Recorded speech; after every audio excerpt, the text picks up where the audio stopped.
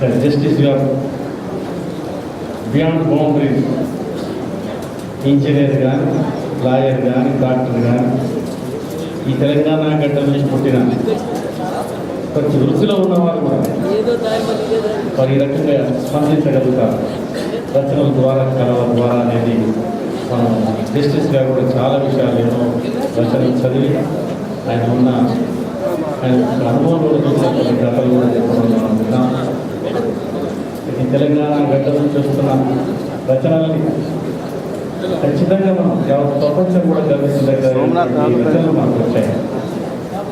ఇదే క్రమంలో ఈ మధ్యలో మనకు ప్రొడక్షన్స్ కూడా చాలా మనం ప్రింటింగ్ టెక్నాలజీ కానీ, డిజైనింగ్ ఆస్పెక్టే కానీ, టెక్నికాలిటీ కానీ, డిజిటైజేషన్ కానీ ఇవన్నీ కూడా ఎంతో పెద్ద ఎత్తున మనకు ఎంకరేజ్మెంట్ ఉన్నది. అదే రకంగా తెలంగాణ నుంచి కూడా గ్రామం నుంచి కూడా రచయితలకి ఇది ఒక పెద్ద ఎంకరేజ్మెంటే కాకుండా ఎంతో ఉత్తేజితులై కూడా రచనలు వారికి ఇంతకుముందు మన ఈ ప్రారంభ ఉపన్యాసాలు కూడా గౌరవ చెప్పాడు. వారు ఉన్న పాకెట్ మనీ తల్లి ఇచ్చిన డబ్బులు, చెల్లి ఇచ్చిన డబ్బులు, అన్న ఇచ్చిన డబ్బులతోనైనా కష్టపడి వారి రచనలు బయటకు తెచ్చే ప్రయత్నంలో, గీతాలు బయటకు తెచ్చే ప్రయత్నంలో మన తెలంగాణ ప్రజలు, రచయితలు, కళాకారులు ఉన్నారు.